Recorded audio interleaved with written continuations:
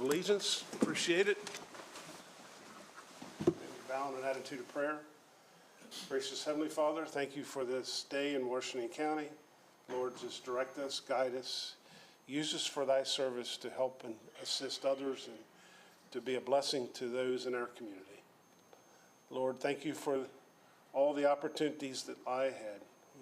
We trust, we honor, and glorify you in all that we do and say. For it's in your name we pray. Amen. I pledge allegiance to the flag of the United States of America and to the republic for which it stands, one nation, under God, indivisible, with liberty and justice for all. Good morning. We'll go ahead and call our June 27th, 2023 meeting to order. And with that, the first thing on the agenda is the approval of minutes from June 6th and June 13th. We want to do those individually. Motion to approve June 6th. Second. Okay. All in favor by saying aye. Aye. Opposed, same sign. Thank you. Minutes of June 13th. I motion to approve. Second. Okay, motion and a second to approve. All in favor by saying aye. Aye. Opposed, same sign. Thank you. Commissioners' reports and comments. Mr. Wagner, you want to go first? Sure.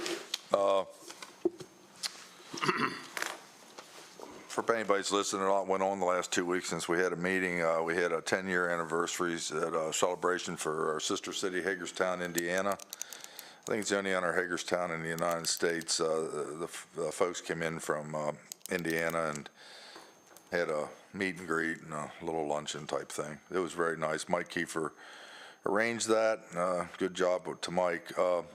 We also had 2 more grand openings at Fort Ritchie. The first one was a Greenhouse Cafe, a nice place to visit and had pretty good food and obviously coffee and drinks. So that's very well done. And I think the Krumpovich family runs that. And then they had Harshman's Advanced Development, which specializes in machine shop, machining items, mostly to do with racing. You know, like micro sprint cars, go-karts, sprint cars, those kind of things. They build the engines, they custom build manifolds. It's something to see. It's very well done, and they seem very knowledgeable, and the work they do is amazing. Pleasant Valley Ruritan had their 27th annual fishing derby down at Brownsville Pond. That was a nice event for the kids. It was a kids fishing rodeo.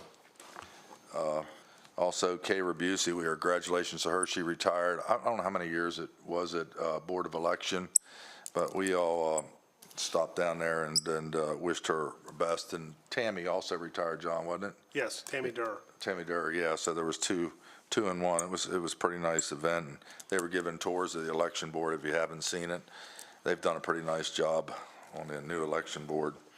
Thank you to the permits for having a training clinic out at training center for, people invited to explain the permitting process and any questions they had.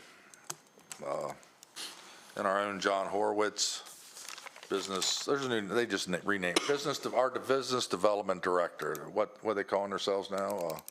Didn't they change the name? Department of Business and Economic Development. Department of Business and Economic Development. John gave a speech on what's happening in the county at Eggs and Issue, sponsored by the Chamber last week. He did a real nice job. Thank you to him and the staff and anybody who was involved in that. And Malkinsville Ruritan celebrated their 70th anniversary in serving the community. That's it for me. Okay, thank you. Mr. Kiefer, good morning. Good morning. I'd also like to say happy retirement. Congratulations to Tammy and Kay. I had an opportunity for a period of time to serve on the Board of Elections, and before that I was an election judge, and Kay taught many of the courses that I took, and she's always been a consummate professional, she and Tammy both. So congratulations to them. Would like to thank those county staff, the volunteers who may have responded to the accident yesterday on Interstate 81. I know throughout the day I was sent pictures by many people, and given updates on that. And, luckily, the one person involved survived, which is miraculous based on some of the pictures that I saw. But I was hoping that maybe staff could get back with us on who is responsible for cleaning up an accident like that. What's the cost involved? I'm sure insurance is involved to some extent. Doesn't always repay our volunteer worker time or county staff that may be involved, and it was on an interstate highway, so maybe the state's involved, but just wondering what the cost might be on that. No immediate rush, just out of curiosity. I know Interstate 81 was closed down both directions for quite a while, and I know Volvo Mack Truck has shared with us what their, I forget the number, so I don't want to say it, but what they lose per minute whenever their deliveries aren't received on time, and what they need for their assembly line that they have there. So if we can get maybe an estimated cost on that, I think that might be helpful. Would also like to see, this is, I believe, our last meeting of this budget year, of this fiscal year, June 27th, that's right. And I know fiscal year 2024 hasn't officially started yet, but looking at fiscal year 2025, I think it might be helpful if over the next year, if we could look through our budget in preparation of that future vote, look at expenses, look at obligations that we have, see where there might be opportunities to realign priorities, or just a couple examples I have written down. I know there's been an ongoing issue with water and sewer in the community. I know that's been shared as one of the greatest impediments to economic development. Water and sewer operates as an enterprise fund, and to what extent is our water and sewer truly self-sufficient? Landfill, I know there's been some concerns about environmental mandates coming down. I live in a municipality. I know many people that do and may not directly contribute to the landfill, and that's one of the reasons why a landfill is an enterprise fund and not supported by general taxpayer dollars. But if we have impending costs associated with that, I know it's been a while since we've looked at some fees, the main fees for stickers, but are we just keeping up with that cost? Again, is the enterprise fund acting as an enterprise fund should be, is a question I want answered. And same thing, I know the golf course, it's subsidized several $100,000 per year. Is there something, I know we've looked at that from time. We have a golf course advisory board that we've talked about many times meeting with. It hasn't happened. Is there something that we could look at there with the golf course that's millions of dollars right there in those couple examples that I think we need to be careful about? What are we using general taxpayer dollars for? What are enterprise taxpayer dollars? What are enterprise funds used for? And I would just like every commissioner to have an opportunity to go through the budget. That way we are elected to make those decisions. I thank staff wholeheartedly for the job that they do, but we're the ones who make those decisions. We need to be informed of those issues. We need to have a say, and I would just like us to spend a bit more time with that, and maybe as our interim director for the time being, you know the budget well, and hopefully we can have some fruitful conversations in the months ahead. So again, this is fiscal year 25. I know that's a year ahead. I know we're only on calendar year 2023, but I'd like to start looking at that as the months go on. And that's all I have. Thank you. Okay, thank you. Mr. Harvey? Yeah, thank you for the opportunity to provide a few comments. And Wayne, I agree, we need to be looking at these issues and, seeing where we can save some money on the margin or reallocate, realign. The enterprise funds, golf course, all that are unfortunately small change compared to the real needs financially of this county going forward, Mr. President, as we've discussed, be it in water and sewer or roads, school, new construction, taking care of the staff requirements we have here, EMS, expanding that, fire. We've gone through that.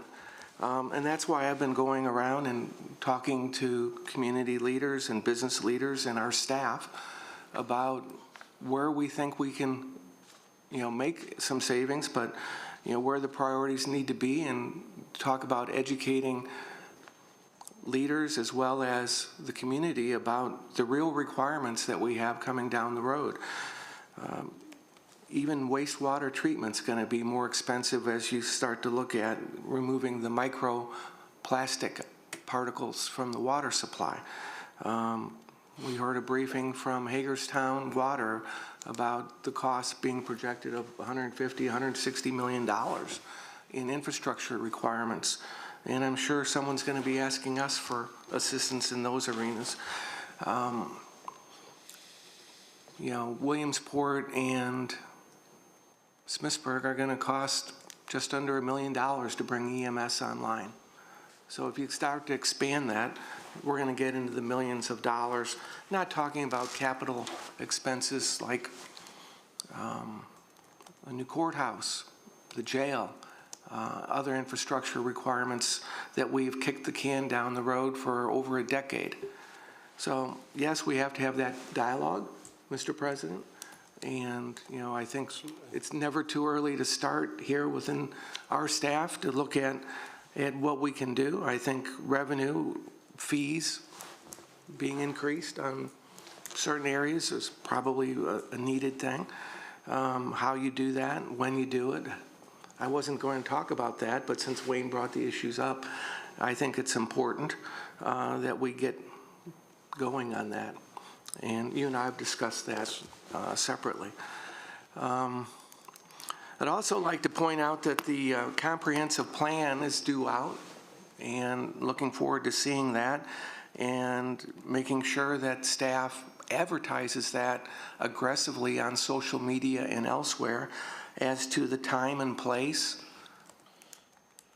as well as the importance of it, so that people in the public aren't surprised down the road about changes or where development is headed.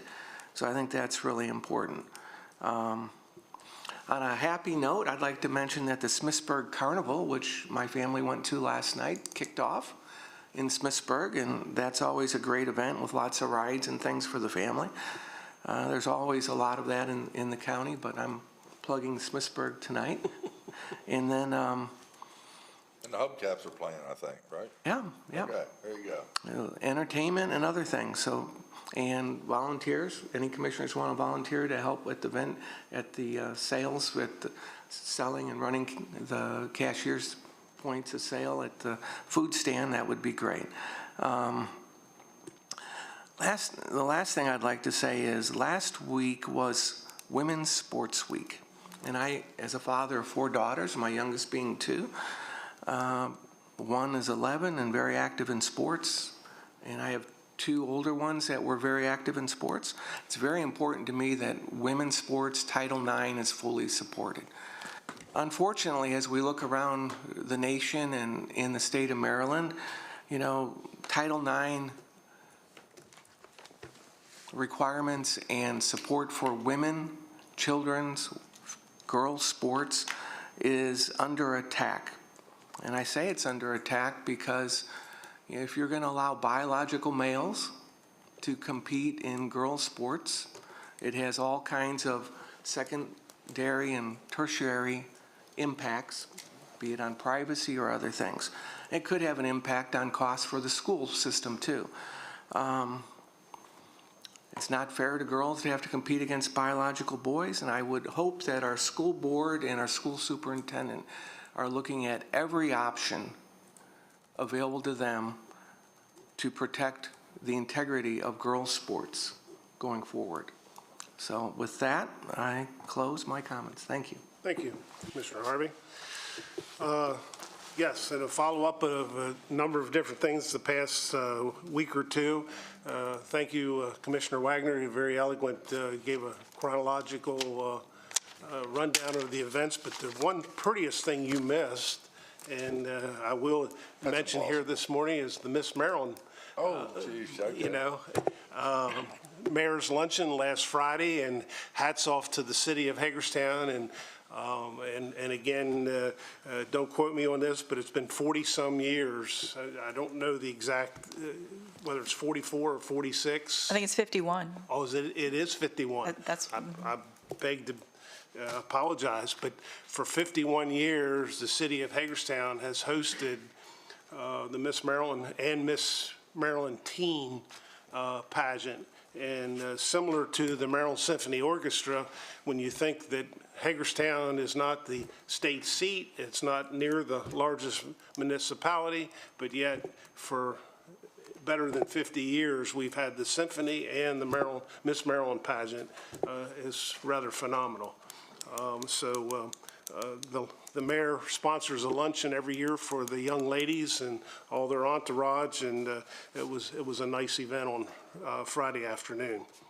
Also with that, being I'm on that subject, this Saturday is the Maryland Symphony Salute to Independence at the junior college. I think there is some special seating, but that is in place of the Antietam battlefield location, and hopefully the folks locally are still petitioning to have that event return to the battlefield where it's a much more open and nice venue. So, and again, thanks to the Maryland Symphony Orchestra. Number of things today. Later today, we do have a tour and meeting, open meeting with Brook Lane out near Leitersburg. Coffee and connections tomorrow morning with the chamber. Tomorrow afternoon at 4 o'clock at the Brownsville Church of the Brethren, there is a community listening and informational meeting regarding traffic and traffic concerns, especially speeding on Route 67 in and around the school there. A lot of concerns. There's been several serious accidents, people waiting to turn into the school, and some attention needs to be given there. Grand opening, Nala May Hair Studio on the 20th. That's out on Jefferson Boulevard. There's also no meeting next week, July 4th, and there is an Eagle Scout ceremony for Matthew Smith at the Smithsburg Lions Club Park on the 9th of July. And I think that's about it for upcoming events. Anything else, commissioners? Everybody good? I will mention, wasn't going to say a whole lot, but Commissioner Klein is missing here this morning. He's a little under the weather and not feeling well, and we'll wait to keep Commissioner Klein in our prayers, and hopefully they can get things straightened out there. So with that, we wish him well, and our prayers are with Commissioner Klein. With that, if there's no other commissioners' reports, I'll move into staff comments. And is Kendall here? Is there any comments? She doesn't have staff comments until the end of the meeting. Okay, we're going to do those. And we'll do the second round of staff comments when we come back into open session after closed. Okay. So there's none then this morning at this time? Not from Kendall, no. Okay. Kurt? I don't have any comments this morning. I do. I just wanted to touch on a few of the things that I've been attending as well. And to continue to open the lines of communication, I have met one-on-one with the majority of the directors and elected officials here at the county. I have met with several officials from local governments, the Board of Ed, and other local organizations. I also attended the Chamber's Eggs and Issues, where Jonathan Horowitz presented an economic and development update, and he did a tremendous job. His presentation was extremely informative. He did distribute his PowerPoint slides after the presentation, and those slides did detail some really good economic indicators for the county, as well as ongoing business development projects going on locally. I attended the water quality luncheon, where I was able to meet and introduce myself to county staff, and the food was actually provided by Crazy Rays in Hancock, and it was absolutely phenomenal. I also attended the grand openings at Fort Ritchie. I'm very excited for both of those businesses as they begin their operations at those new locations. I did attend the mayor's luncheon for the Miss Maryland Scholarship Pageant. Mayor Martinez and the city staff really did a great job highlighting each one of the contestants, and I was extremely impressed with all of the contestants' accomplishments. And just wanted to comment on the I-81 that Commissioner Kiefer brought up. That is a state road, and we typically don't have any costs associated with that. I don't believe that they asked any of our county staff to assist with the actual detouring or any of the cleanup operations, but I'll reach out to them one more time just to see if we did have any cost involved. Or if the state did as well. Okay, Yeah, I will. thank you. And that's everything that I have. Okay, thanks, Michelle. I will add, and I kind of overlooked it, but Governor's office did reach out to me yesterday and express concern. You may remember a few weeks ago when the governor was at Mack Truck, Volvo, for a plant tour. As they were getting ready to leave, ironically, 81 was closed that afternoon. And they had his drivers had to come out onto Pennsylvania Avenue. And by that time, the truckers were all lined up coming down Pennsylvania Avenue, trying to get through town. And a week later, when I was with the governor, I said to him, I said, hey, you know, I see you got hung up in the traffic. And he laughed. He goes, wasn't that crazy? And I'm like, well, that's, you know, we experience that probably at least weekly. And so yesterday, Molly Byron, his chief aide, reached out and wanted an update on what was going on. So he is aware, he is paying attention, and hopefully we get some additional assistance, both particularly financial, from the state. Yes. I just, Mr. President, I'd like to make an additional comment about I-81 because, you know, I've for a long time been concerned, and I think the constituents that I speak to are very concerned about the safety of I-81, and it's been a requirement to, you know, a high in our list of requirements to get funded by the federal government and state government to get that widened. But I'm not even sure if you went to 3 lanes each way, it would address the heavy congestion that is occurring now and expected in the future, particularly since not only do we have many warehouses that are not fully operational, that are empty, that are going to be having trucks, but there are many more that are on the way, whether it's 20 or 22 at this point in time, I'm not sure, that are going to impact I-81 safety, and it's a safety issue for me. But then you've got dozens of those warehouses with trucks that are going to be north of us in Pennsylvania, and then dozens more new warehouses south of us that are going to affect the congestion on I-81, our 12.5 miles of road. And it's a safety issue, and we've lost too many lives on that short stretch of highway already. And I don't think there's a full appreciation by the state or the federal government about the character and scope of the problem that we're facing here. So thank you for that. Thank you. Any other comments, commissioners, staff? We good? Well, Yeah, go ahead. I suppose the reason I brought up my comment about finding out our underlying costs, again, like I said, fortunately there's no lives lost. That you can't measure in dollars. Usually when there's an accident to this scale that shuts down traffic for as long as it did, usually life is lost in that type of an accident.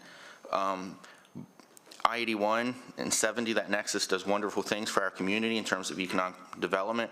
There's also some detriments that come along with that. Safety, human safety, certainly a priority.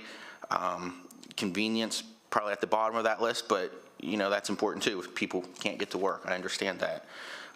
But there's a cost associated with that. As Commissioner Harvey said, you know, maybe 3 lanes may not even be that option, but that's what we're hoping for right now.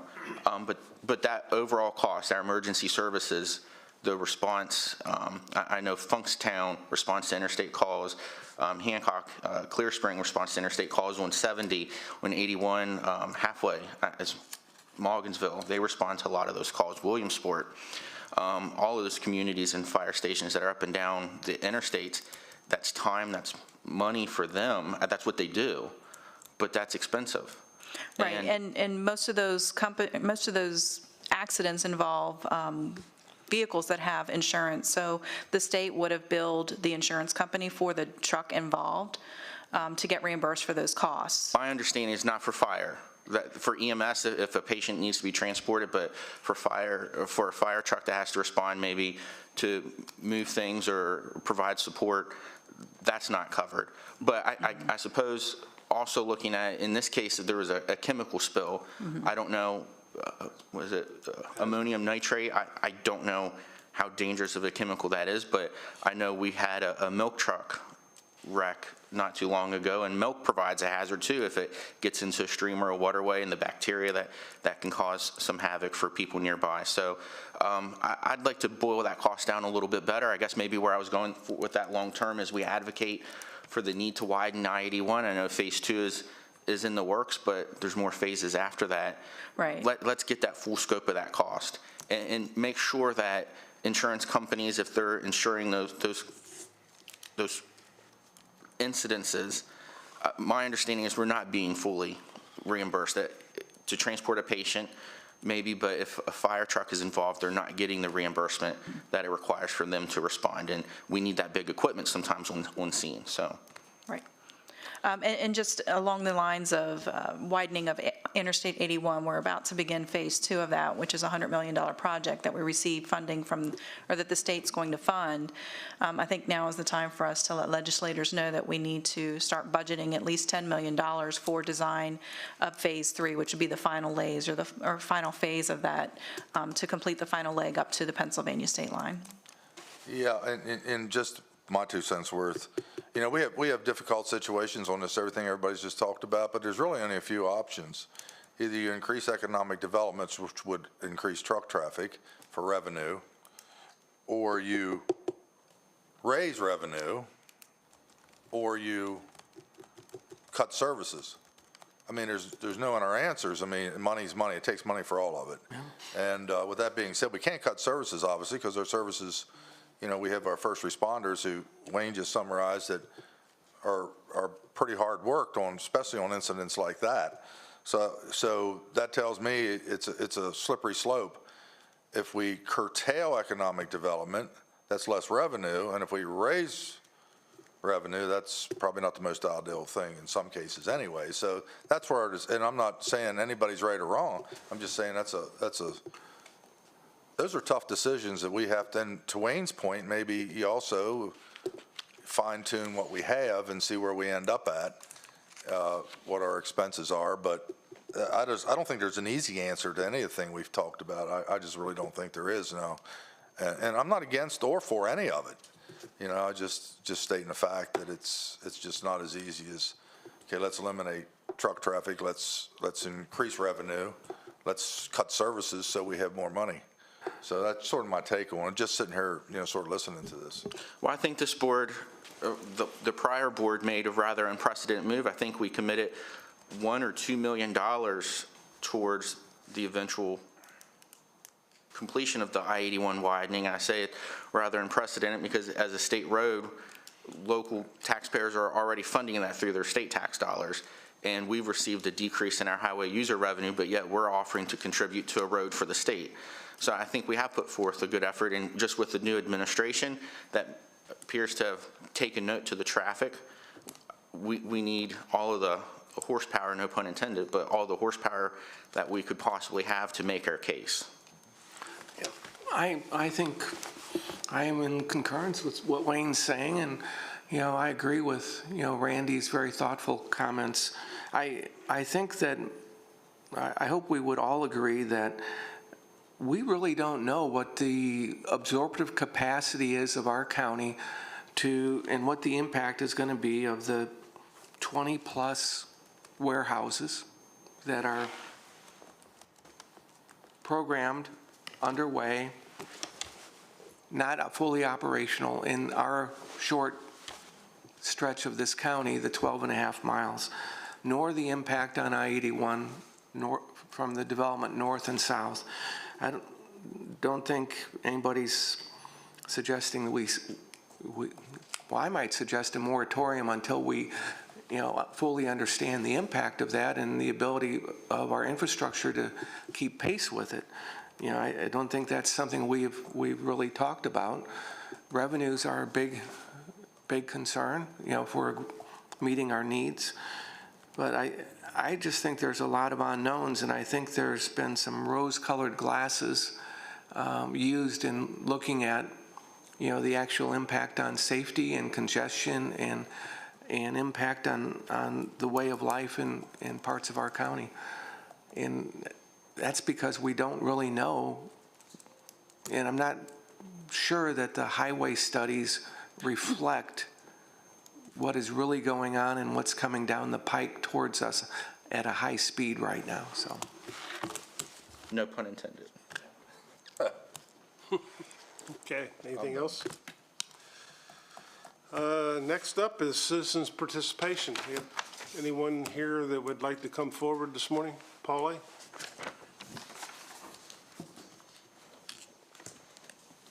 Take a microphone to Paulie so you don't have to come on.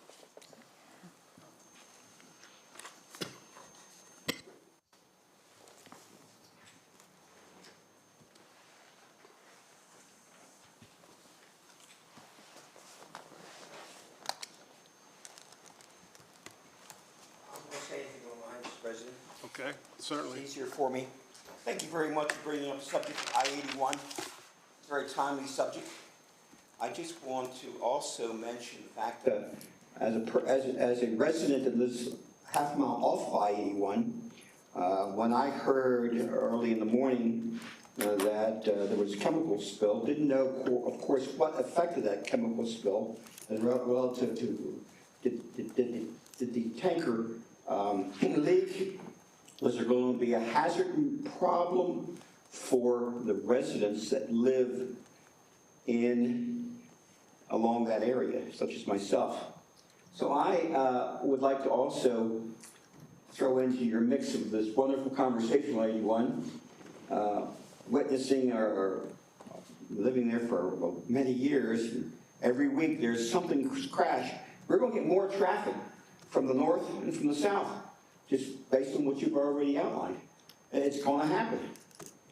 And the hazard materials, I don't think that particular truck had any state police escort, or whether it fell underneath the requirements by the state to have that or not, I do not know, because I haven't checked it out yet.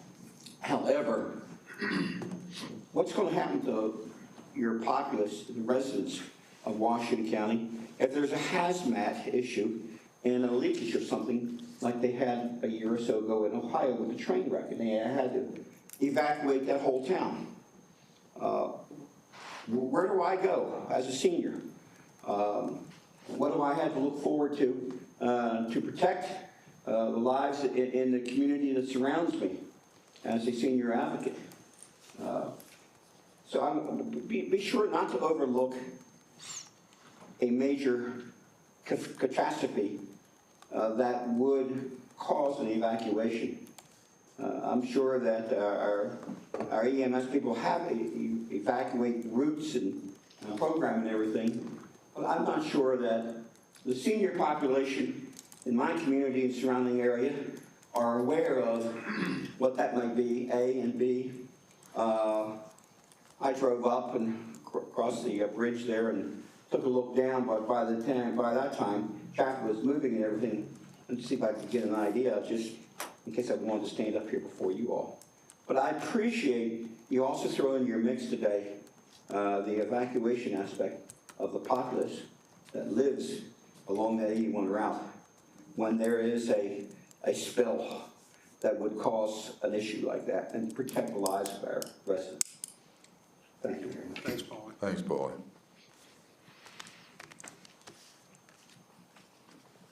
Any other citizens' participation this morning?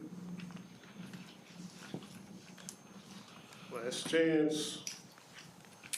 Hearing none. Next up is Faces of Farming presentation. Leslie, good morning. Good morning, commissioners. Happy Tuesday. Before I start with Faces of Farming, I just want to remind you that Ag Expo and Fair is coming. It starts July 15th, so it's the middle of July and runs till July 22nd.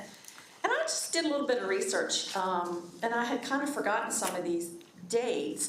The Agriculture and Mechanical Association of Washington County was chartered in 1856. That's prior to the Civil War. And in 1884, Colonel Henry Kidd Douglas arranged for General Stonewall Jackson's horse, called Fancy, to be transported by rail to the Hagerstown Fairgrounds. And everybody wanted a memento, so they plucked the horse's mane and tail. So he didn't have any hair, I know, but you know, it's funny how people, the things that they wanted to keep, and it was important to them. Anyways, the Great Hagerstown Fair was held from 1880 to 1980, and then it relocated to the Hagerstown Speedway. Most of you should remember that. I don't know, Wayne, you might not. I do. And then it was there until 1995, and now it is at our beautiful Washington County Agricultural Education Center located on the Sharpsburg Pike. But I just want to point out a couple things that are very important to the youth at our fair is the market sale that takes place on Thursday, July 20th. It begins at 5:30, and the animals that our agricultural youth raise, 4-H, FFA, and they sell those animals during the fair, and you can't get anything better than a locally raised animal by a 4-H or an FFA. So I encourage everyone to come out for the market sale. And then two of my favorites, Wednesday, July 19th is bull riding, and then Friday, July 21st is Figure 8 Demo Derby. Isn't that cool? Anyway, I'll leave the brochures back in your conference room so that you have those, and these are also available out front. So I hope to see you all at the fair. So good morning, Leslie Hart, Washington County Department of Business Development. I'm here to talk about, again, the Faces of Farming. This is a wonderful campaign that we use for outreach tools to our community. And Faces of Farming really gives you the chance to see the people who produce our food, fiber, and fuel. And there's over 900 operating farms in Washington County. And today, we're going to feature High Point Farm, which is a dairy operation in Boonesboro, and Capricorn Farms of Gaplin. Capricorn raises dairy goats, Saanen goats, and you're going to see that. And High Point, of course, is a dairy farm. And just a reminder to you that June is still Dairy Month, so I encourage you to get out and take advantage of the ice cream trail, drink milk, and support local farms. Eat lots of cheese, too. So PR, if you can roll the Faces of Farming.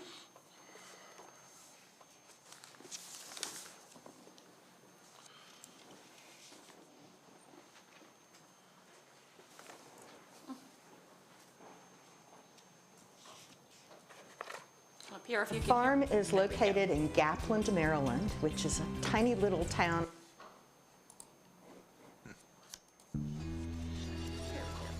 Hi, my name is Alice Orzakowski. Along with my husband, Scott Hoyman, we have been raising Saanen dairy goats for over 40 years here at Capricorn Farms. Our farm is located in Gaplin, Maryland, which is a tiny little town on the side of South Mountain. Originally, we started out with 3 different breeds here, and we settled finally on just having Saanens. Saanens are known for their milk production, and they're known for their very mellow and quiet disposition. We named it Capricorn Farms because both my husband and I are Capricorns and goats are Capricorns. So we raise award-winning Saanen goats. We breed primarily for milk production as well as conformation. According to the USDA sire summary and elite doe list, we have the most productive goats in the country. We do a lot of different things with our milk. Occasionally, we will sell a batch of milk to another cheesemaker because they're desperate and don't have enough goat milk. But mostly, we make our goat milk into cheese. In addition to making cheese with our milk, we also use some of our milk to make handmade goat milk soap. which we sell primarily over the internet. We also make hard cheeses. We make a cheddar, a jalapeno cheddar, a fettina, which is a continental style feta. It's actually a slicing cheese, but it's salty, the same way a feta would be, and we make a Gouda. In addition to being a farmer, and I'm pretty much full-time here, I'm also a CPA specializing in taxes. I love doing both, and part of being the CPA and doing taxes is I do go around the country teaching the new tax law to other tax professionals, which gives me and my husband a chance to vacation in some spots that we could never afford being farmers.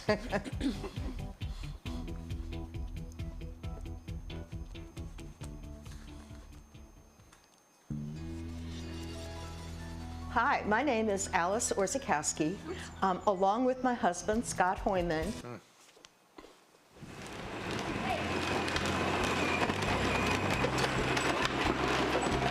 that cool or what? I love it.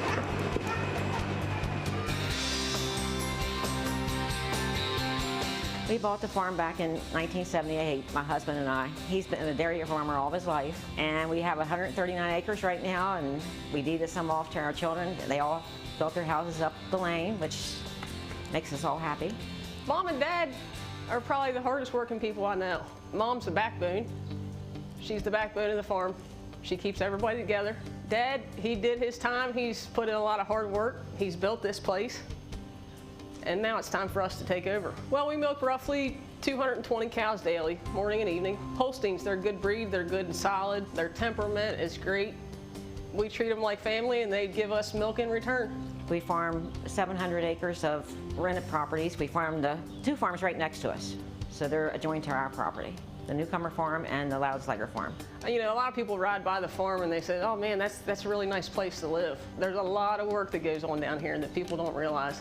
7 days a week, 365 days a year. Cows need fed every day, twice a day. They need milked, they need taken care of. They're just like people. And we treat them like family.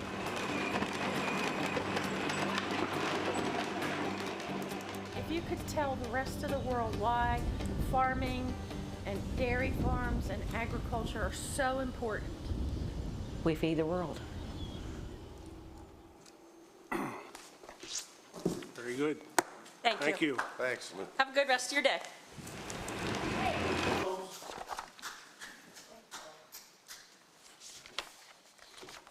Okay, next item, Rick Curry, small purchase threshold limits. Good morning, Rick.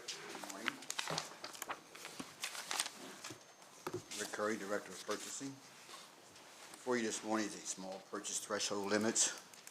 Request to move the threshold limits, the small threshold limits from $2,499.99 to $7,499.99. Those thresholds was put in place back in 2013. As you can see on the ARF, they have not been adjusted to inflation since then over those 10 years. And the inflation rate has increased to 30.22%. And the inflation rate back in 2013 was 1.46%, and the current rate is at 4.93%. Currently, those thresholds are in place for departments that they can purchase items from $0 up to $2,499.99 without having to actually obtain telephone quotes, but we do encourage them to spot pricing to determine that that pricing is fair. We're asking that those limits be raised. And also there's an attachment from a survey that we did showing surrounding jurisdictions what those thresholds are. We have Baltimore County, which is $1,100 to $5,000. The city of Frederick County, which is $10,000. We have Garrett County, which is small purchase under $2,500. The city of Cumberland from $501 to $5,000. The city of Hagerstown, which is $3,000. We're asking that the small thresholds be raised by $5,000. But thinking about that, I would make a request that we increase all the small thresholds. Currently, there are 4 thresholds in the book for the county departments to follow. starting at $0 to $2,499.99. As I stated before, the departments aren't required to actually do anything, but we do ask them to spot check for pricing. The next threshold on the books currently is $2,500 to $9,999.99, which they're required to get 3 telephone quotes, documentation of who they spoke to, the pricing and everything, shipping and everything involved. And the next threshold falls at $10,000, from $10,000 to $49,999.99, and that is a formal process where the department is either required to submit their request to us, and we turn it into an ITB or an RFP, or what the case may be. What I'm asking today is that we raise those thresholds, the first 3 threshold levels, by $5,000. The first one would go from $0 to $7,499.99. The second threshold would be from $7,500 to $14,999.99. And the last threshold would move to $15,000 to $49,999.99. Just to do a little bit of history, we did a calculation of the number of purchase orders that came through the department this past year. Normally, the department processes between $40 to $50 million in services and goods. This year, we actually processed close to $85 million in services and goods for departments. Rick, who gives final, what was that last threshold? How high did it go? $15,000 to $49,999. To $49,000? Yes. Anything that hits $50,000 has to come before the board for the board's approval. Who gives, on any of these thresholds, give me an example, who gives the final, okay, you're good? On the smaller threshold, it's a concurrence between the purchasing department and the using department. We have to concur that it is the best for us to make that purchase. Then it doesn't go any farther than your departments? That's correct. Doesn't come to the county administrator? And give me an example just of 2 things that you purchase that. We're finding a lot here lately is because of the inflation is that $10,000 threshold, departments start to go out and get pricing and they discover that they've already at, let's say, $11,000. Normally, we have to take and stop that process, bring it in, and start all over. That's not feasible because I'm not really going to add any value. They've already started the process. When I go out to the vendor's going to say, well, I've already given you a price. What are you guys doing here? So it's only going to be beneficial for the departments because it's going to allow them to spend more time doing their job. And that's all the departments this is accessible to all of our departments? All departments, everyone that follows our guidelines, even the health department who follows our guidelines. And it's always been that way, you're just asking for a raise? It's always been this way since 2013, since the board adopted them. Yeah. I'm just asking to move that threshold by $5,000, up to the point to where the board still has the authority to approve for $50,000. I understand, appreciate what you're doing here. I just need to be educated a little bit on one part of your process. So if the water department came in with a requested $48,000 and your staff would validate that purchase? Yes, sir. And you approve it, and during this whole process, then our financial office would look at that too when they're making those. Do you do any validation or you just pay the bill? I don't believe we do any validation during the purchasing process. So for an item that costs $48,000, that would require a formal RFP or invitation to bid. So they would actually go through a procurement process and put that out to get quotes. At that level? Yes. Okay. And that money's already in the budget? Yes. Yes. Okay. And then the last thing, is there any random spot checking of any of these areas at all 3 levels by an outside entity or by the financial team or anybody to? Not by the financial, not by any outside entities. We generally do spot checking to verify pricing. That's a fair market pricing.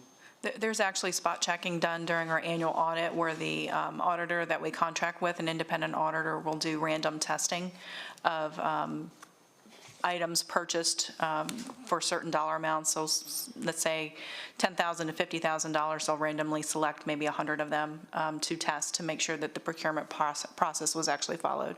So our independent auditor also does some testing. Can you give an example of an item that it would have been beneficial to have these higher thresholds so we didn't delay a service to our citizens? Yes, there was recently one, like I say, it was for $11,000. And because it was over the $10,000 threshold where it requires a formal solicitation, it had to be stopped, pulled back, and then go through the process. What was that item? Like, what was it? I have to look at it I don't want to say and then not be correct, but I know it was over $10,000. And we have that frequently. And I checked with the accounts payable supervisor, and she had mentioned to me that probably this year alone, that she has raised the thresholds for those small limits by at least 20 times. Mm-hmm. Can you think of what an item would have been, Michelle, that was within this? I can think of Like an actual? I can think of just in my former position where we had gone out to bid, or we were replacing the concrete work on some masonry work on steps leading up to a particular building. And years ago, this would have cost, $3,000 to $5,000. But since the pandemic and since inflation has increased over the last few years, the actual cost was like $11,000 or $12,000. So it impeded their ability to improve the steps and safety for people entering and exiting the building. So it's things like that that have had some trouble doing the normal day-to-day work because inflation has increased costs to the point where everything now requires the help of purchasing versus just actually getting those three quotes and getting the work done. Not to complicate this at all, by the way, Rick, but on that higher threshold, would it make any sense to send it through another entity, whether it be the administrator or whoever, just to keep everybody feeling good about it? I mean, that'll probably complicate it, I'm sure. Yes, sir, it would. It would delay I'm just it. thinking out loud. I guess we're all worried about, not that you're not doing your job, but who comes after you or who comes after them. Is it being spent wisely? I think we're not sitting in that chair, so we don't really know. In fact, this is the first, actually, I've heard that we have that higher threshold. I was just thinking, I have confidence in the system and the reviews and the spot checks. That's all good. I'm just wondering if we could get a quarterly roll-up of things that go over $40,000 or $25,000, just, and it doesn't have to be briefed. It's just a paper that goes into the administrator that is, or pushed by you to the commissioners just once a quarter, so we see what those are, just for situation awareness. And if we have a question, we can get back to the staff. Yeah, I think that's a good idea. So you're saying anything over 40,000, you just want to be reported at what those items were? Yep, something. Yeah, quarterly or something. Quarterly. No. That's no problem. Yeah, and therefore, with that amendment, I would move to approve this. I would agree with that. Was that a motion? Yes. I would second that motion. No problem. I can do that. Okay, motion is second. Do you have No, I'm comment good. or question? No, I'm good. Okay, all in favor by saying aye? Aye. Aye. Opposed, same sign. 4-0. Thank you, Rick. Thank you. Next item is purchase 2022 Ford Escape. That's been pulled, sir. That's been pulled? Okay, that's still on my, sorry. That's pulled. Next item, It's not one of yours. He's got an old one. this one, yeah. Okay, the next item is bid award 1614 fuel dispensing system replacement. Again, Rick Curry, Director of Purchasing. Good morning, Dave Mason, Deputy Director of Solid Waste. For you is bid award PUR 1614 fuel dispensing system replacement. Move to award the procurement for a fuel dispensing system replacement for the Solid Waste Department to the responsive bidder, Total Environmental Concepts Incorporated of Gaithersburg, Maryland. We submitted a total lump sum of $65,073. The invitation bid was advertised on the various websites, also on a local newspaper. see the number of individuals who download the document. Basically, we're replacing the fuel system that's in place today and with a new fuel system. There are liquidated damages of $150 a day for the project not being completed. The project shall be completed within 90 consecutive days. Funding is available, and there's a bid tab attached showing the total environmental concepts pricing. Questions? I have just a few questions. Is this being applied to the current fiscal year that we're in, that ends in 3 days, or next fiscal year? Well, it's CIP money, so that carry over. Okay. And because it looks like there's only one bid, so usually when there's only one bid, it's considered sole source procurement. May not be the right word, but it requires 4 commissioners to approve? No. No. If it was a sole source, it would, but this is not a sole source. Okay, and why is that? Just for my clarification, since there's only one bid that I'm showing. There are other bidders who can provide a system, but he's adding on to his existing system, which makes it more compatible to what this vendor offers. Okay. I would say more of a single source, but we don't use that terminology, but that's what I would consider it more to be of, not a sole source. Okay. I'm good with it. Motion to approve. Second. Okay, motion second to approve as submitted. All in favor by saying aye. Aye. Opposed, same sign. Thank you. Thank you. Thank you. Next item is bid award 1615, grounds maintenance for various county departments. Good morning, Brandy. Good morning, Commissioners. Brandy Nagelbauer in the Purchasing Department. The recommendation I have for you this morning is the bid award 1615 for grounds maintenance chemicals for various county departments. Move to award the contract to the responsible bidder who submitted the lowest bid and met the specification for each chemical as indicated on the bid tab. Tie bids were received for items 13, 20, 28, 31, 32, and 35. Therefore, it's a requirement based on Section 2.9 of the Washington County Procurement Policy Manual that we draw them in lots in today's meeting. The county accepted bids on May 24th, 2023. The invitation to bid was listed in the local newspaper, the county's website, and the email and marketplace website. 10 companies downloaded the document. We did receive 4 bids. The county provides these chemicals for the Black Rock Golf Course. The Highway Department, the Department of Water Quality, and the City of Hagerstown also utilizes this bid. This contract tentatively will begin July 1st, ending June 30th, 2024. Funding is available in various departments for these chemicals. And what I'm going to do is come around. I have 6 tie bids, so I'm going to give somebody a baggie. You pull out of it, and the one that is drawn will be the winner for today. Okay? Everybody good with that?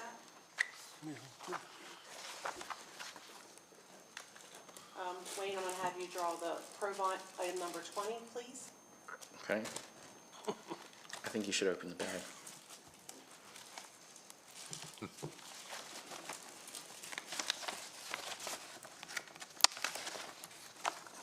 Item number 20 will be awarded to Helena Chemical. I'm going to have you draw item number 28, and it's the Smiths. And how many are in there? There's 6 of them. Oh, there's 4 in here. There's 6 tie bids. Okay.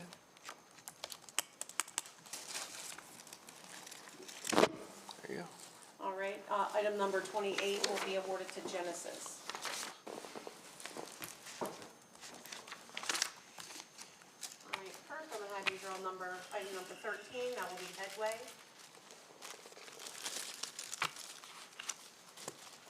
And item number 13 will be awarded to Genesis Chemical. Next, we have item number 31, Signature Extra. If I can get it open here.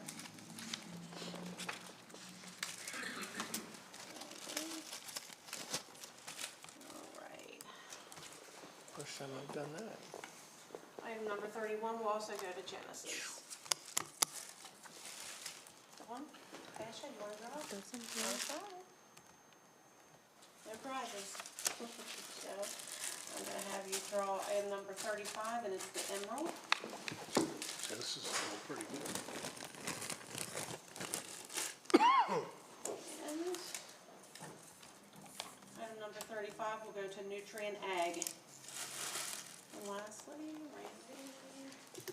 Yeah, at the BlackRock meeting yesterday, they were saying these chemicals went up 60 to even 80%. Some went up, some went down. Okay. So it was even kilter. This is item number 32. This is the barricade. Is that one? Yeah, I think so. Alrighty. And item number 32 will also go to Helena Chemical. So I ask for the approval to award as indicated on the bid tab along with the ones that were drawn today. Motion to approve. Second. Okay, motion is second to approve. All in favor? I do have one question. Yes. Do we need to make this an annual, or is it easier to do like a 3-year contract? Most vendors won't hold the pricing that long. The fluctuation in pricing for these chemicals, I'm always surprised we get a year out of them. But they all seem to be charging the same since it's all tied. Okay, so some of them are agency price, so they have to sell them for the same price depending on the supplier. So some of them have to be that way. So if we know that 6 of them are all agency price, couldn't we do a contract for 3 years and just tie it to the agency price? What, for those 6? Yeah. We could break them off, but historically, we put all the chemicals together. Okay, just. And the unit of measure could change and could vary, or the chemicals could change depending on what they're utilizing at the golf course. Okay, thank you. Okay, ready to vote? All in favor by saying aye? Aye.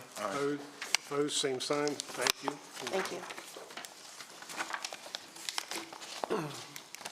Next item, design phase services for combined Taxiway C, object-free area, OFA, and Runway 02-20 rehabilitation projects. Authorize airport director to increase local applicant match level from 5 to 10%, apply for and later accept associated FAA grants. Neil? Good morning, Andrew Eshelman, Director of Public Works. Good morning, Neil Doran, Airport Director.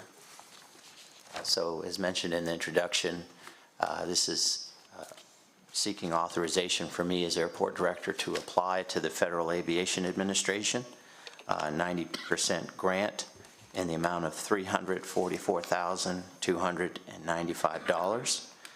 Seeking a motion to allow me to apply for those funds and later accept the funds. And we would match this with a 10% contribution paid for out of the Airport Reserve Fund in the amount of $38,256.10. Motion to approve. I second, please. Yeah. Okay, motion and second on the floor. All in favor by saying aye. Aye. Aye. Opposed, same sign. Thank you, gentlemen. Thank you. Easy enough.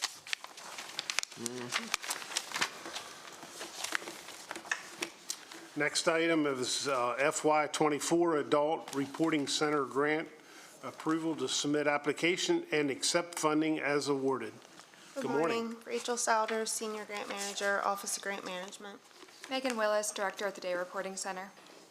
The Washington County Sheriff's Office Day Reporting Center is requesting approval to submit an application to the Governor's Office of Crime Prevention, Youth and Victim Services and accept up to $270,000 in awarded funding.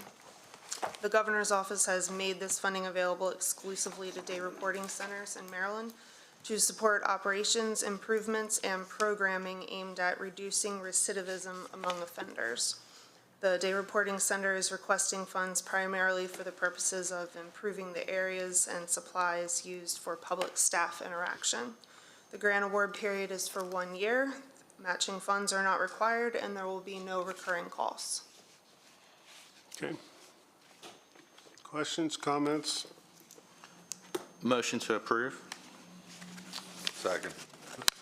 Motion is second to approve as submitted. All in favor by saying aye.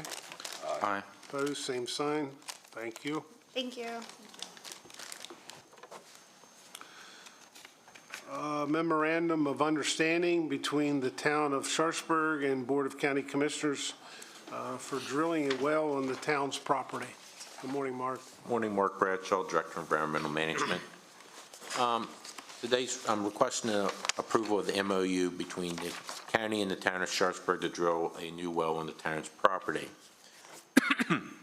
On December 13th, Mayor Weaver made a presentation to the board proposing a joint project to drill a new well on the town's property as an alternative water source. Mr. Weaver proposed the town and the county would split the costs equally to drill and develop the new well on the property owned by the town. Mr. Weaver also offered the town's existing well as an additional source of water in the event that the new well does not supply 100% of the water needed. In exchange for the town granting the county permission to drill the well on their property, the county will pay the town for the water withdrawn from the well. Attached is the MOU. Based upon the presentation that Mr. Weaver made, the town has reviewed the MOU and are in agreement with everything that's in there. Okay, Mark. Yes. We had a discussion about this in December, and I don't think all of the comments and questions, I think, are not necessarily addressed in the MOU. So, yeah, I think we all want this to happen for a win-win-win for Sharpsburg and the county and the citizens who use the water there. So we're going to pay Sharpsburg for the water that comes out of the well. Correct. And then we're going to treat the water and then give it to Sharpsburg, who will then charge the citizens for the water that we've treated. And they're going to charge citizens in Sharpsburg a lower rate than people that are not within the town limits, correct? No, that is not correct. Okay, which part is not correct? We will purchase the water from the town. You're correct on that part. At that point, it goes into the county's distribution system, and the county will bill all the residents, including the residents in Sharpsburg and the residents outside of Sharpsburg. The county has one rate structure that has been approved by the board, and those rates will apply to all the customers that are connected to the water system. The town is proposing to take the money that we pay them, and then they plan to issue a rebate to each of the residents. They will, normally the way it's worked in the past, they will send a check to the Budget and Finance Department along with a list of the residents to say, please apply $100 to each of these accounts, and then they will give us a check for whatever that total will be. And then our budget finance people will apply a $100 credit to that list that is provided from Mr. Weaver, which is the residents of Sharpsburg. Okay. So Sharpsburg's going to pay for the well, the drilling of the well, right? They are splitting the cost equally with the county. Okay, good. And then we're going to not pay as much money for the Potomac water, right? Yes, it is cheaper to treat groundwater versus river water. But is there a fee that we would pay per gallon on the water that we got from the river too? No. We just have to pay all the treatment costs and the pumping costs and so forth, but there is no actual withdrawal fee associated with the river. So are we going to have a net positive after we pay for the water from Sharpsburg and then we pay for the treatment? Yes. Okay, so we'll have a net positive. Yes, it's some of the information that was presented on the ARF of the 13th. It did show what the county's share would be after we paid the town, and we do have a potential savings associated with that. Let's say if we withdraw 75,000 gallons, we will have a net savings of approximately $31,000 that will come back to the county after we pay the town their portion. Okay, and would this deal implicate in any way any of the other agreements we have with, like, Clear Springs? No. Okay. Clear Spring, we just operate the system for them. The town of Clear Spring physically owns all the infrastructure, and they just contract with us to operate it. Okay, good. My questions are answered. Mark, under fiscal impact, capital cost to develop the new well and construct a new treatment plant will cost around $300,000. Are we constructing a new treatment plant? I'm thinking of the building for $300,000? We're going to have to put a small building there. We haven't determined the exact size, but we're probably going to have to put green sand filters in. They are one of the lowest cost treatment processes. We have green sand filters located at different facilities like Elk Ridge. We're probably looking at a building approximately 10 by 20, somewhere in that neighborhood. I'm thinking of the treatment plant that we already have in Sharpsburg, something of that size. Okay. No, it's probably going to be like a 10 by 20 building, maybe 10 by 15. We'll figure out the exact size of the building once we figure out the size of the green sand filters, and we can't do that until after we drill the well and actually physically test the water to determine what level of treatment is going to be needed. But we have tested the existing well that Tarrant has. It does have a slightly high iron and magnesium that the green sand filters can handle without any real issues. Okay. I'd motion to approve. Second. Motion and second on the floor to approve as submitted. All in favor by saying aye. Aye. Thank you. Thank you. Next item is property acquisition for Hopewell Road. Todd Moser, good morning.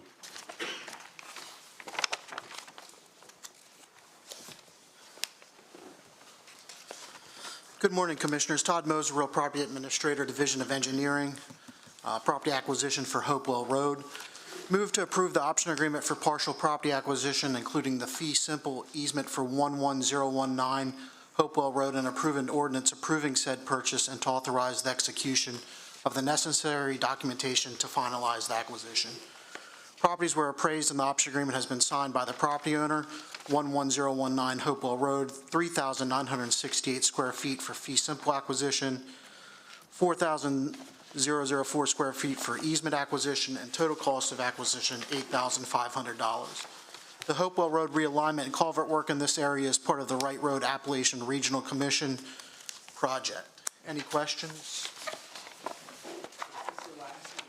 Excuse me, is this the last of these that are going to be coming forward? Because we've been dealing with Hopewell Road numerous times. I have one more property to bring forward.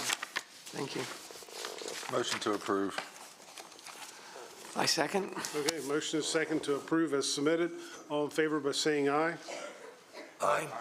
Same sign. Thank you. Thank you. Next item is Animal Control Services contract. Good morning, Commissioners. As you know, the county has an animal control ordinance and has since 1990, and the contracted services provider pursuant to the animal control ordinance has been the Humane Society of Washington County.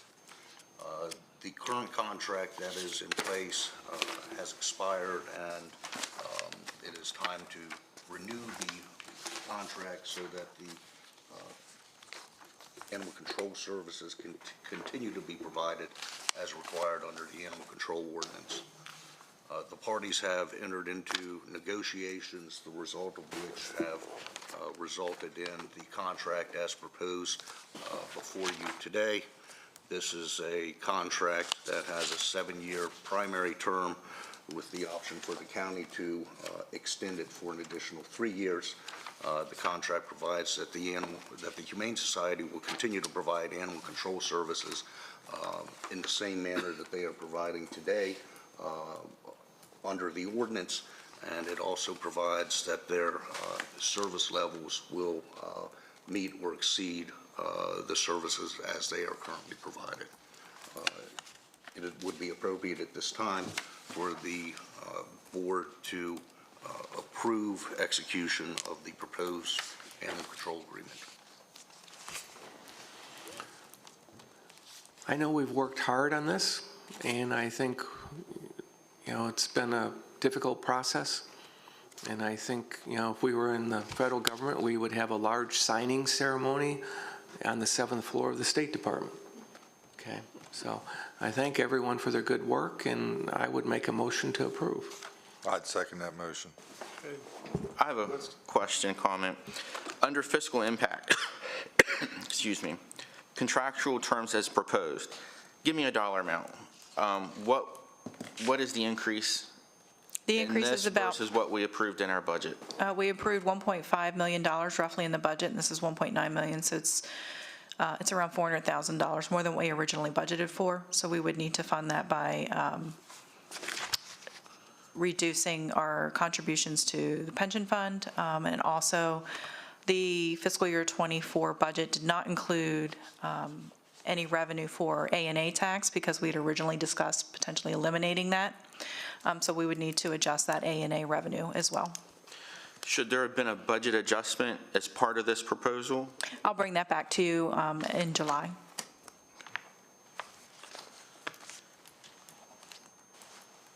Other comments? I'll be a no on this. I think there should have been a budget adjustment. I think the dollar amount should have been laid out in our agenda. I know during our discussions, we've had discussions about this for several weeks now. I've asked a couple times for what services have to be provided by the county by our own statute that we can change, or what might be required of us by the state. I haven't received that yet. And I'm sorry to say, it's just not lost on me that last month during our budget, we were told we didn't have a dollar more to spare. And even before fiscal year 24 starts, we're spending another $400,000. So I have to respectfully be a no. Doesn't mean I do not disrespect in any way the work that's done at the Humane Society. And that's not a reflection on the Humane Society in any way. Being as for me, everybody knows I'm a huge supporter of Humane Society. I mean, I can't keep that a secret. But that's not the reason I would vote for this. The reason I'd vote for this is we're not prepared to offer these services to the county. I get numerous calls because people associate Washington County Humane Society with me and you and you and you. So I get numerous calls, which I have to pass on to your staff, and we're just not equipped to handle those calls. Our sheriff's department can't enforce, at this point, animal control ordinances. And, I could recite 2 calls I had in the past week, which animal cruelty, probably criminal charges. Who's going to do that? I don't have, to say I don't have a choice, I don't have a choice. And this is the first contract in how many years? 20 years. So there's got to be, I understand in 20 years there's going to have to be cost increase. I understand that. Do I like as high as it went? Probably not. But the county's responsibility is animal control. I understand there's things that the Humane Society doesn't do that's required by animal control. But I can tell you right now, it's a passionate subject in the community. I think we have an obligation to provide the service. I'm not capable of doing it. This building's not capable of doing it. So that's why I'll vote yes.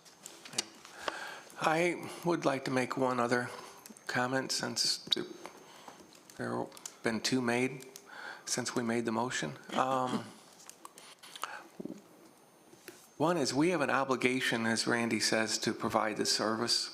And we have an ordinance, but it's also something that's expected of county government. And if we didn't have animal control, we would have chaos. And, I fully support the Humane Society and what it's doing and the great work that it does do. That said, a vote for no on this would mean that animal control would cease, because that's where we were at. We were at a loggerheads on costs. We had members here who did not want to increase the budget or keep it at 1.5 million or no more than 1.8. We came up with a compromise of gradual step increases over a long-term contract that addresses the Humane Society and the requirements of our county. We have a large number of constituents that depend upon the work that is done here. Every community benefits from it. There's a cost to it, and we could not do it ourselves, in my judgment, if we went out and decided to do it as a county entity. And we did look at other counties and how one would be able to do it. You'd have to pay for buildings, hire new staff, train. In the meantime, there would be no county humane society, because if we vote no, that means there's nothing there. You stop doing the services to provide for it, okay? And you would just do what the Humane Society wanted to do for the Humane Society. I don't think it's responsible to vote no on something that is needed and we've worked so hard on. And, you know, it's nice being able to take that position, but this is something that's needed and must be done. And therefore, I'm going to vote yes. If I could just say, I don't think that by not approving this increase, the Humane Society goes away. That's a very unfair statement to say. I think what we were told is the level of services may have to change. I've asked for what services are required by state, which services are required by our own county code. I haven't gotten an answer to that. Likening the fact that no is irresponsible because these things need done at the Humane Society, I never publicly levied a concern against those 3 commissioners who voted against increasing funding for the Commission on Aging and saying that that means hungry homebound seniors will starve. I could have said that and I didn't. That's not how we get things done. That's not a good public argument. That goes both ways. So again, I will just say that even as this budget was presented, in addition to my other concerns, the dollar amount was not given to us. It wasn't made publicly known. The budget adjustment wasn't given to us. We have where maybe next month we'll know where the funding comes from when it's written on paper, but it's not presented to us in this ARF. I can't support a $500,000, $400,000 budget change when I don't know for sure where that money's coming from. I think that's irresponsible. With all due respect, the majority of agendas that are approved in here requiring funding are simply approved by me telling you in the audience what the funding source will be. The budget adjustment normally isn't given at that time. We bring the budget adjustment back to you, so it will be brought to you on July the 11th. Michelle, with all due respect, that's not true of my history. I've been here a little longer. That's not true of my history. When I see a $400,000 change to our budget, that's usually something that's presented to us through the ARF, through the what we're voting on. We're not even voting today for the budget adjustment. No. So it's not even something that you're presenting to us today to vote on. That's wrong. That's not true. That's not accurate, Michelle. So Adam, would you address what would have happened if we did not come to terms on this contract and what we were told multiple times? Yes, Commissioner Harvey, thank you. And Commissioner Kiefer, thank you for your comments. We started this process of reviewing what the future needs to be regarding the contract with the Humane Society. And just so the record is clear, this is not the county funding Humane Society for Humane Society things. This is the county paying for services that are required to be provided by the county under the Animal Control Ordinance, which was adopted decades ago.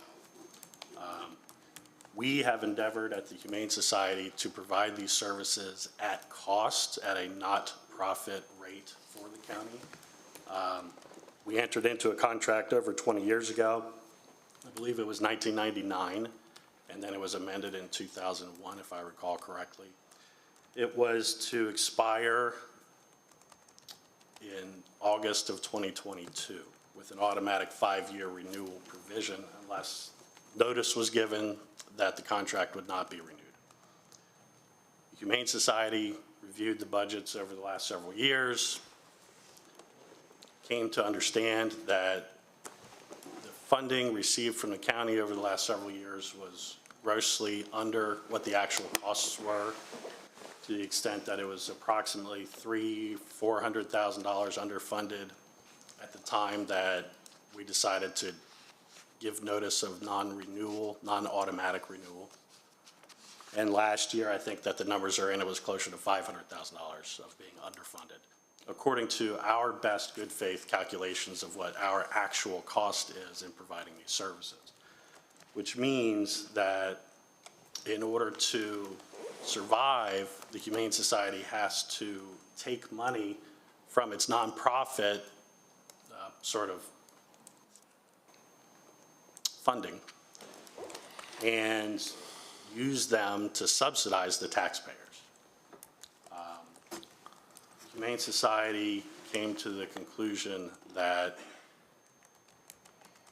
no other contractor would be asked by the county to perform a service for a $500,000 per year loss. No other contractor would agree to perform such services. So in March of 2022 or thereabouts, I advised the county that we were going to need to start looking at the contract again. And with all due respect to the folks who drafted the contract 20-some years ago, it has become very unwieldy. I came at a public meeting about a year ago to discuss that with the commissioners.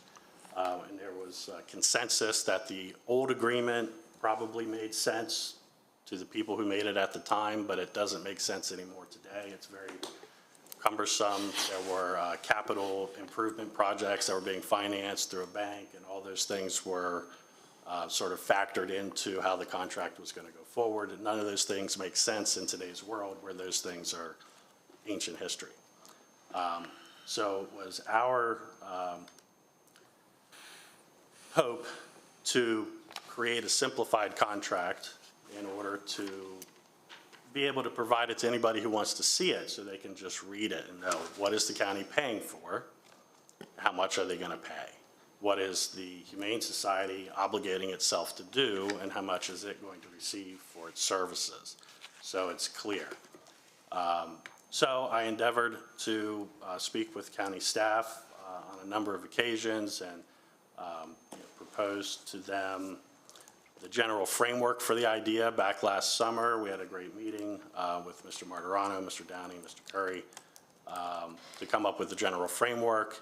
In November, I sent a draft of the contract that is essentially the same contract that is in the agenda today. That contract reorganized and set forth the framework for fees for services in a simplified manner. But we left out the price because we didn't know at that time in early November exactly what our costs were. We were still zeroing in on that.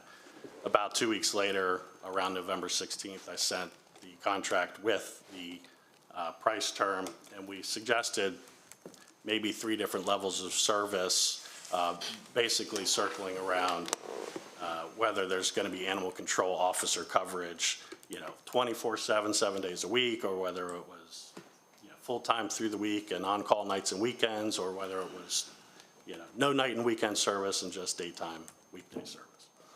And the price sort of fluctuated, between 2.3 million and 2.5 million, depending on the level of service. We ascertained that in order to make reasonable inflation-adjusted payroll adjustments to go into the future, this upcoming year is going to cost $2.3 million approximately to perform the services. So we proposed that in November of 2022, and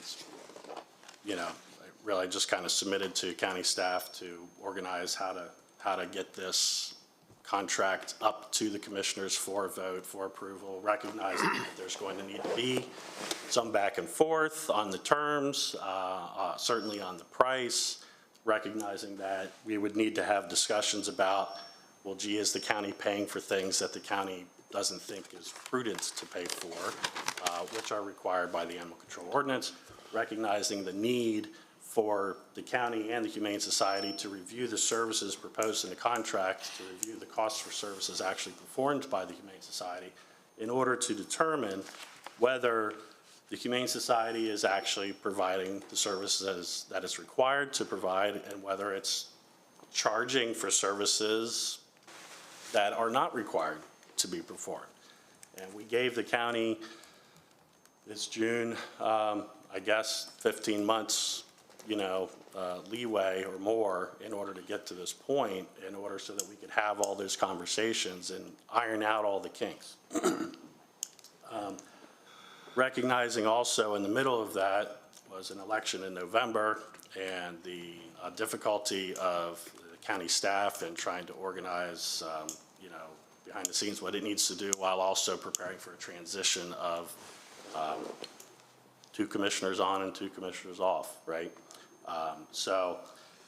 And then we had proposed, we wanted this contract to take effect on January 1st of this year, and understood, of course, for county budgeting purposes, that it might be better, it might be easier for the county to make a change at the beginning of a fiscal year, but that would actually require the Humane Society to sustain another half year of $500,000 a year losses. And we agreed to continue to provide services up through we extended our contract pursuant to a couple of amendments late in 2022.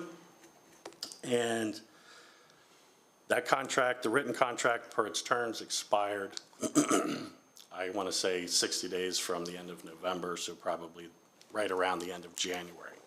Since January, the Humane Society has continued to perform animal control services under what I would characterize as an implied contract, because the county had certainly approved a budget last year of about $1.4 million, although we had no written contract to perform services beyond the end of January 2023.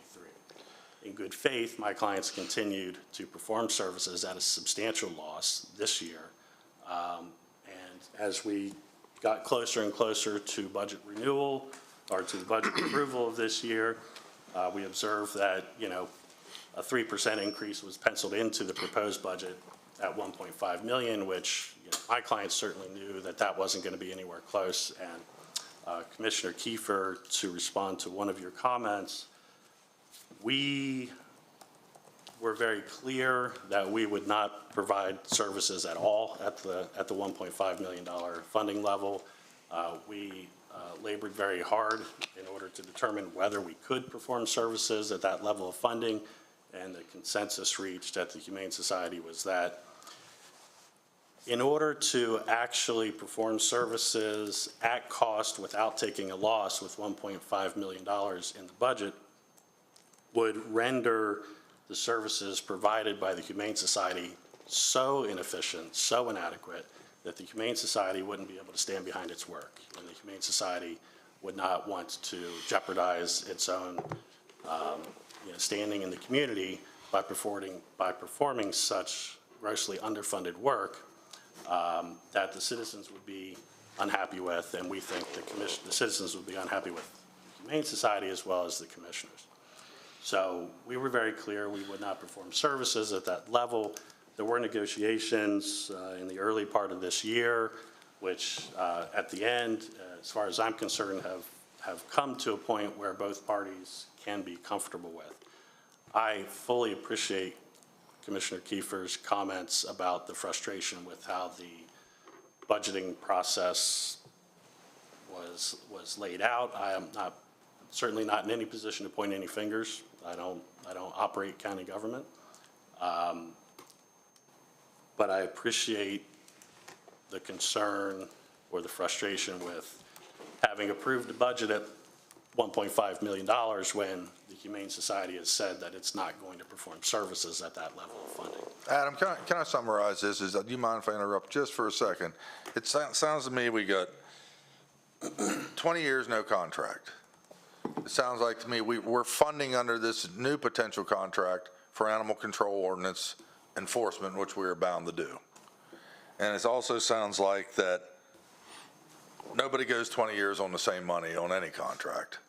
So, I mean, I don't know why we either vote for it or we don't. I mean. Right. Well, pardon me for interrupting, but I was eventually going to answer Commissioner Harvey's actual question. I think you did. You'd cease services.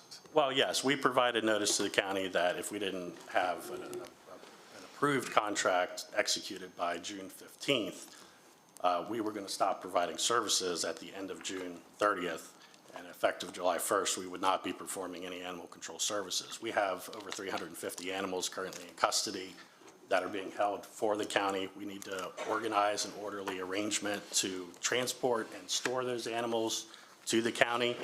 We need to notify the public that we will not be performing services for animal control any longer. We need to know how to direct constituents who call for animal control services, et cetera. So we needed to put in place an orderly transition, and 15 days for a transition period of this magnitude is a very aggressive ask. Believing that we may have reached an agreement that resulted in this proposed contract, my clients have continued to operate as if they will continue to perform services, but I'd like to be clear, if this contract is not approved, or if there's not some mutually agreed agreement in place at the end of today or June 30th, we have to stop. And we can't, it's not responsible for my client to continue to operate at a $500,000 a year loss. Well, we have a first and a second. Can you want to call for, unless somebody has something else. Yeah, I was going to say, I'm ready to call for a vote. Ready? All in favor by saying aye? Aye. Aye. Aye? No. Okay, 3-1. Thank you, Adam. Thank you, Commissioners. Mr. Downey, I assume will circulate for signatures. Thank you. Thank you for the good work from the Humane Society, and Adam, your good work. You guys were very patient with the county on this process, and, our animal control ordinance, I went through it in detail, and there wasn't anything in there that I saw that I would remove, whether it's required by state law or not. Thank you. And just for If I could just go after you. For everybody's benefit, the contract we built into it, that if there's a change in the ordinance or other change of circumstances that would change the level of services that are needed, both parties are required to negotiate in good faith to arrive at a different number that would accommodate that. So if the county engages in discussions or public hearings to amend the ordinance that substantially alters the obligations under the ordinance, we would all be required to come to the table again to reevaluate. If I could just say, since we're continuing to comment on this, as I stated, my comment, my vote has nothing to do with the services or what you provide or how you operate the Humane Society. I think it's completely fair to ask for a list of those, our ordinance, what is required by state, what is required by county that we can change. I think of the example that you shared with us, Commissioner Wagner, that you were trying to sell a house and there were multiple cats inside. You relied on the Humane Society to take those cats out so you could sell the house. Maybe, I don't know if that's a government paying for that service to remove cats from that house so you can sell that house. Could we place a lien on the proceeds? Maybe there were no proceeds in that particular situation, but that's just an example of maybe how we could be a bit more efficient with how we operate. And I think that's a prime example of the county not to recoup the full $2 million, but to recoup some funding from the services that we provide. Right, and my client has worked with the county attorney's office for a long time on coordinating animal control ordinance revisions and whatnot in order to figure out what works best for everybody. We're certainly on the front lines of dealing with it, and your office is also in the back room dealing with it. We would remain open to continue any such discussions to basically come to some sort of any changes that need to be made to make things more efficient, more productive, more cost-effective. Yeah, and just about everything I come across is abandonment or animal cruelty. I have no tolerance for animal cruelty, so we can't do anything. I have to call somebody to take care of animal cruelty or abandonments. And they'll testify that they've got many calls from me. Right. So. Thank you, Commissioners. Okay, thank you. Okay, looking for a motion to go into the closed session as for the reasons stated. Motion to go in closed session. Second. All in favor by saying aye. Aye. Aye. Opposed, same sign. Thank you for, and let's take a 5-minute recess.